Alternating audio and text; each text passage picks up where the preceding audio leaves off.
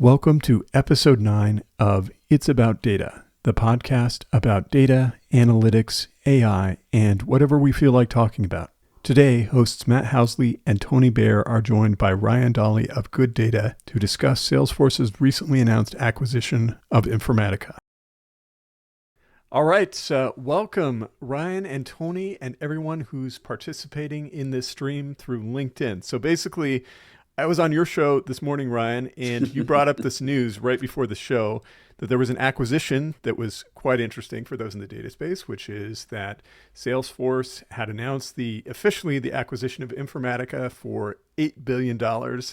And you had, I think, one of the early hot takes on LinkedIn. So why don't we kick things off there? Sure. Yeah. Thanks for having me, Matt and Tony, on the show. You guys are awesome. So I think I called it the old tools we are trying to leave but are stuck with data stack, in combination with their acquisition of Tableau, right? So it forms a 1-2 punch of like tools you bought in 2014 that you thought were really awesome, and now you're feeling the sting of being stuck on these tools from 2014, or in Informatica's case earlier, right? When I first started my career in 2009 in data, we were big Informatica customers at the place where I worked, right? And so it's interesting. I'm very curious to hear what you guys think of the acquisition. You know, to me, it feels like is Salesforce transitioning to be more like IBM? You know, a portfolio of on-prem products. Yeah, right. It's like a portfolio of mostly on-prem products. And I saw in the Wall Street Journal, you know, they're reporting their lowest revenue growth in history this quarter. And so, you know, what does that mean for Salesforce? I'm sure you guys have a take on it. But, well, let's put that like from the law of numbers that, you know, when you get to a certain size, of course, your percentage growth is going to go down. Yeah. Now, I'm not saying that having studied closely Salesforce's numbers. But I think on the other hand, I think what you're saying, Ryan, I think, you know, kind of nails it, really nails it, which is really like a circling of the wagons. And that, you know, Informatica was fighting the last war. Now, I have kind of an interesting history with Informatica going way, way back to the beginning, which is, I think, was circa 1996. So 29 short years ago. We were actually on vacation on the West Coast. Actually, we were up in the Sonoma, up in Healdsburg, lovely town. And I was there because the following week I was going to go down to San Francisco for what turned to be one of the last, if not the last, DB Expo. And I was at the inn, this lovely old Victorian inn up in Healdsburg, and I got a call a couple days ahead. I actually had to step out of breakfast, and a PR person called and said, we have this new company there, but they're too small to exhibit, to have a booth, at DB Expo. Will you be in San Francisco, say a day earlier, where we could meet in a hotel suite? I said, yeah, sure. I mean, we actually had that plan. And so I sat in there and actually met at that time with Paul Albright, who was the, I think, director of marketing. And he sketched out, Power Mart. And I still, unfortunately, I was looking for my notes before this. I did have a page of notes from that day, but I do remember I thought this is kind of cool. Instead of having to do scripting from scratch, there was like kind of a core metadata engine here, and that was really cool and showing how it's all visual. Interesting how Informatica, evolved over the years, and basically, to make a long story short, in the early 2000s, went through a number of acquisitions to become really, arguably the first real sort of end-to-end, data integration company. And IBM was, at that time, the main competition. IBM was actually on a similar track. And the neat thing about it was that they certainly did diversify their customer base. On the other hand, it was with a bunch of like a dozen, plus or minus discrete products, each with their own engines, didn't talk to one another. And so up until recently, Informatica did have a case of good timing, because in the early 2000s, we were wondering, could this company stay independent? At that time, basically, the rumored suitor was Oracle. They just digested PeopleSoft. Was Informatica going to come next? And Informatica was very skillful in how they did it. And then eventually but the problem was that they were still stuck, even at that time, as they were trying to modernize and go to it, to Cloud 1.0. It was essentially a bunch of hosted services. And they realized they needed to do some real, gut work on that. And so smartly back in 2015, they went private, and they did a great job. I mean, this is ideally what PE, private equity should be. Yeah. I mean, we hear lots of horror stories, but they essentially re-engineered from microservices and a coherent SaaS platform that all was on a common engine, and with the beginning of more rationalized pricing. My sense was that they never got past that, and I think that's really what we're talking about today, Yeah. in terms of they were geared up for a future of microservices, but in the era of AI, and especially like agentic AI, are microservices really the right way to be factoring software? Besides the fact we've seen for instance DBT, where you're doing this stuff in database. Does Informatica and all that ETL stuff become an afterthought? Yeah, yeah, and especially as we move toward, I mean, I think the lakehouse concept has legs. Frankly, Databricks coined the term, as far as I know, but it's ubiquitous. It's not just Databricks. Like, everyone has this concept that we just store data in large data stores like S3 and object storage, and then you just transform it right there, to your point, Tony. And so the question is, well, if we can do this all in SQL or using Spark or something like that, then where does Informatica land? The truth is, getting to your point, Ryan, with your post, is that it actually lands in a lot of places, right? Like, it is very, very installed in many, many enterprises. Yeah, exactly. And so it's trying to think about what's the strategic value of this acquisition, right? Yeah. And I actually haven't hit on it yet. Maybe you guys have a theory, but because I mean, both Tableau and now Informatica, you look at their transition to the cloud, was rocky and has remained rocky. Mm-hmm. And but I've heard from internally, there's rumors like, oh, they're killing on-prem Tableau server, for example. I've heard from people that their Tableau reps are telling them that. That's maybe a little more feasible. I just don't even know how you could do that with Informatica and say we're going cloud only, Yeah. because all the people I know who are still major Informatica users are still on-prem. And so I'm just trying to think, like with Salesforce, okay, is there a cloud first play? Obviously not. It has to feed into AI? Maybe they're looking like Informatica will give us kind of the metadata and the data prep capabilities to make Agent Force more powerful. I'm not sure. What do you guys think? Well, a couple ways I'm thinking about this is just one, and it's sort of an indirect analogy, which is that that what Salesforce is acquiring here means it's going to be in a way kind of a hybrid company. Just like in other words, like there certainly is precedent for companies acquiring basically software or platforms that are totally different. Like, and I think one of the examples that stands out in the enterprise software space was when Oracle bought JD Edwards. I mean, what the hell did Oracle have to do with the AS400? And somehow, that got rationalized. So I see basically the on-prem play of Informatica as being sort of, I mean, it's a byproduct of this. I don't think it was Salesforce's strategy to basically establish a big on-prem presence. I think what it really is, it's a circling of the wagons, Mm-hmm. and that these guys have been going at it for some time. I mean, like, this is not. I mean, there's an excellent Wall Street Journal piece that I pointed to this morning.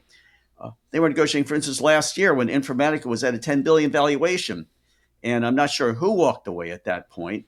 All I know is that Informatica shareholders are going into this deal with a 7 billion valuation and an $8 billion deal. So unlike in the past, Informatica did not have its timing particularly right.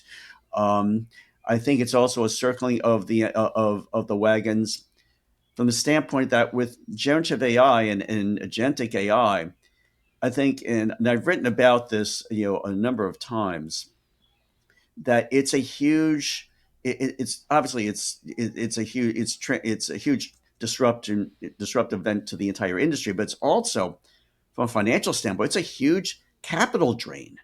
It's not just the compute; it's building the ecosystem, the models, everything around it, and it's also, and especially with agentic now, coming into play, because agentic doesn't just mean, it's not just synonymous with with generative. It can also include classical machine learning, but it changes the way software is structured and the way it executes and the way it presents itself. That it's going to require, I mean, I don't think you even know yet how what's going to be the right form for software to take, in this in agentic future. And so the fact is that I think there's just a lot of circling the wagons here, that these companies just need to get together, and it's a matter of, I think at this point, economies of scale, and it's a matter of also that the Salesforce, which is also trying to position itself as being more of a data cloud, because of course they even use that term. Yeah. That Informatica kind of is another piece of that puzzle if you're following the old Informatica model. Yeah. I'll tell you another thing too that I saw as doing kind of a lot of core data infrastructure consulting. And that is, multiple times I saw clients talk about using Salesforce as a data warehouse. Now, this is a terrible idea, but it is a thing that people do. And I suspect part of this is just Salesforce going, hey, our customers are doing this. Why don't we actually build a good data warehouse company with this acquisition? We've got the ETL. Now we can build the underlying infrastructure, maybe using a lakehouse architecture or maybe another acquisition. I don't know. And then that's going to feed all our AI stuff.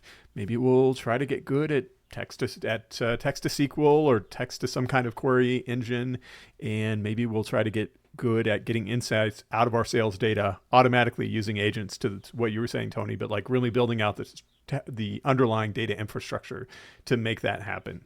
So it's going to be, it'll be interesting from my perspective to see how this goes. So kind of what you were saying, Ryan, like, are they going to really focus on hanging on to their enterprise customers, or is this more like Oracle's acquisition of Sun, where Sun is basically completely gone now, but it was like an acqui-hire. They got Java out of it. I think, did Exadata come out of that? Like, a lot of Oracle things came out of that acquisition in the long term, but the original enterprise customers are just kind of gone at this point. Like, no one, Solaris is gone, Spark architecture is gone.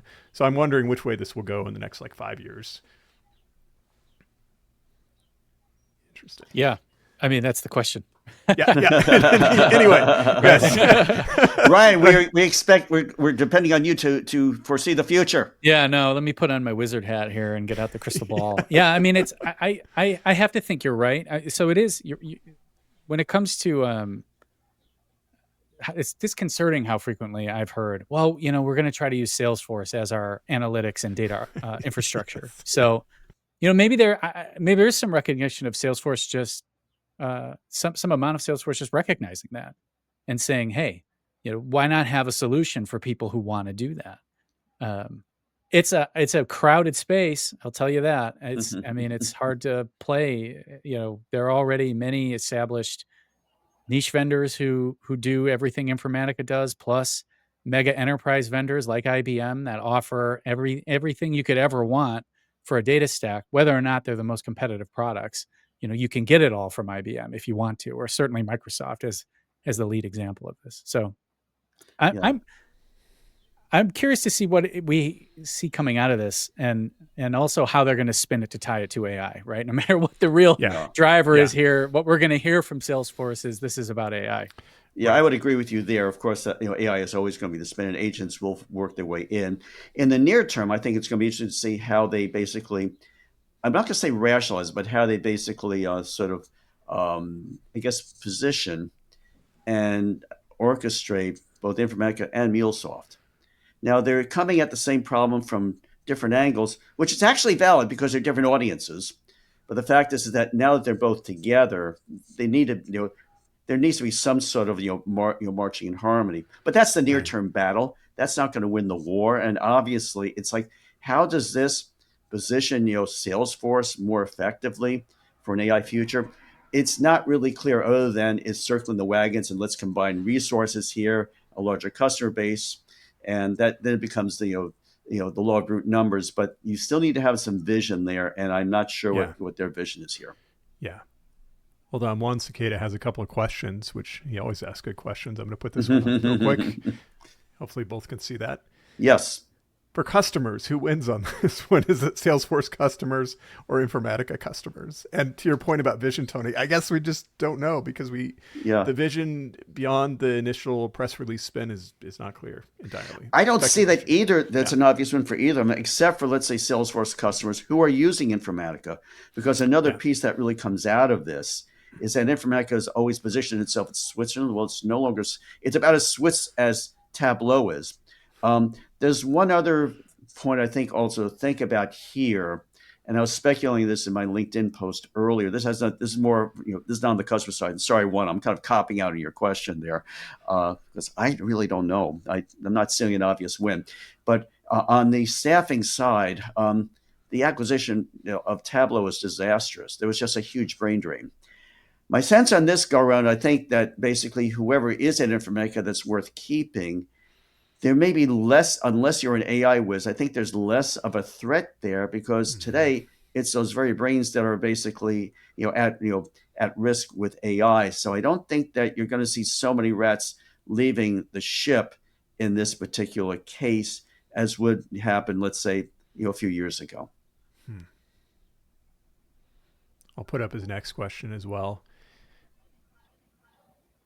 And this is interesting. And this, I mean, anytime you have a platform, I guess you can expand it. And that's where maybe they will be able to get a lot of people to move over to data warehousing just because they're small enough companies that have Salesforce and really need data warehousing.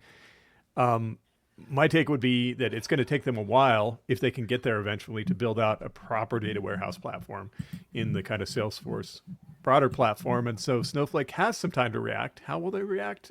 That's less clear. I think it's a yawn, frankly. Okay. I think it's a yawn. It for whatever impact it has is going to be so narrow with Snowflake customers. I mean, except where there is a common customer base with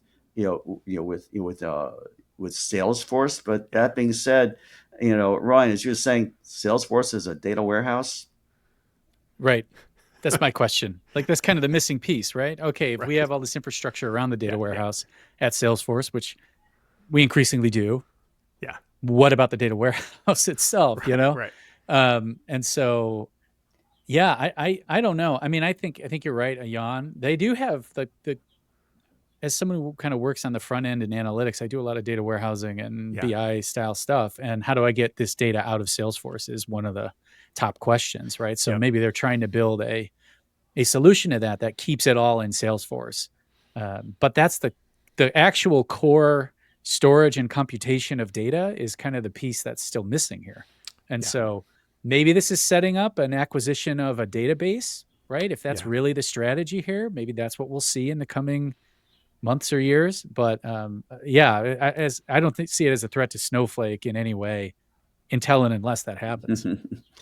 Yeah, and unfortunately, there are no Postgres database startups out there. Right, exactly. None Maybe whatsoever. that's what we'll be talking about next week. We'll see. Sounds good. All right. Good. Well, we have some hard stops here, so we'll stop it there. But thanks for everyone who joined, and thank you again for Ryan for jumping on at the very last minute. I just barely sent you this invitation. You are a Anytime, trooper. Guys. Anytime. Okay. You just let me know. See ya. Good talking.